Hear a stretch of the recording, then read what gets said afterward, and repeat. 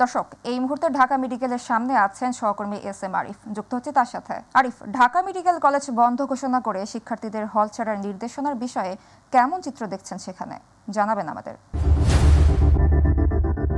সাবিনা, যে সিদ্ধান্তটা একাডেমিক প্রশাসন যে নিয়েছিল গতকালকে একটি বিজ্ঞপ্তির মাধ্যমে জানিয়ে দেওয়া হয় যে শিক্ষার্থীদের হল ছাড়ার নির্দেশ আজকে 12টা থেকে এবং একাডেমিক যে কার্যক্রম সেটি বন্ধ ঘোষণা করা হয়। তবে শিক্ষার্থীদের যে অবস্থান সেটি কিন্তু তাদের অনড় রয়েছে। তারা কিন্তু বলছেন যে তারা গতকালকেই বলেছেন যে তারা হল ছাড়বেন না যতক্ষণ পর্যন্ত তাদের যে 5টি দাবি রয়েছে, আবাসন সমস্যা সহ যে 5টি দাবি রয়েছে সেই দাবিগুলো যতক্ষণ পর্যন্ত মেনে নেওয়া না হয় ততক্ষণ পর্যন্ত কিন্তু তারা আসলে হল ছাড়বেন না। সেই যে অবস্থান সেই অবস্থানে এখন পর্যন্ত অনড় রয়েছেন শিক্ষার্থীরা। আমরা এই ঢাকা বিশ্ববিদ্যালয়ে আজকে এসে যেটা জানতে পেরেছি যে শিক্ষার্থীদের সাথে একাডেমিক যে প্রশাসন রয়েছে তাদের একটি বৈঠক হওয়ার কথা এবং সেই বৈঠকটা কিছুক্ষণের মধ্যেই হয়তো শুরু হবে।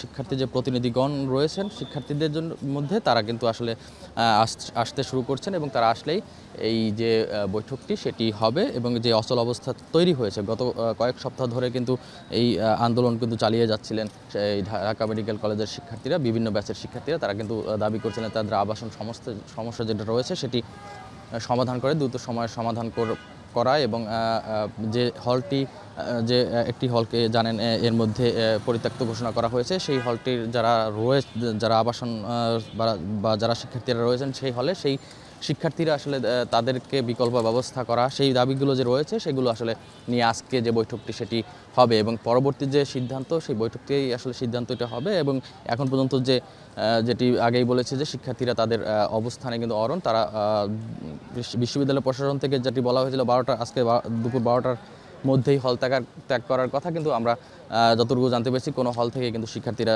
হল ছেড়ে যাননি এবং তারা তাদের অবস্থানে কিন্তু এখন পর্যন্ত অনড় রয়েছেন। এবং বৈঠকটির কথা বলেছি, কিছুক্ষণের মধ্যেই সেই বৈঠকটি অনুষ্ঠিত হওয়ার কথা রয়েছে শিক্ষার্থীদের সাথে। একাডেমিক যে প্রশাসন বা বিশ্ববিদ্যালয়ের যে প্রশাসন রয়েছে, মেডিকেল বিশ্ববিদ্যালয়ের প্রশাসন, তারা কিন্তু বসবেন এবং সেখানেই একটি সিদ্ধান্ত আসতে পারে তেমনটি কিন্তু শিক্ষার্থীরা আমাদেরকে জানিয়েছেন। তো এখন পর্যন্ত যেটি আমরা বলেছি যে কোনো হল থেকেই কিন্তু আসলে শিক্ষার্থীরা হল ছেড়ে যাননি এবং যেটি পরিত্যক্ত ঘোষণা করা হয়েছিল সেই হলটির থেকেও কিন্তু সব শিক্ষার্থীরা কিন্তু সেখান থেকে সরে যাননি।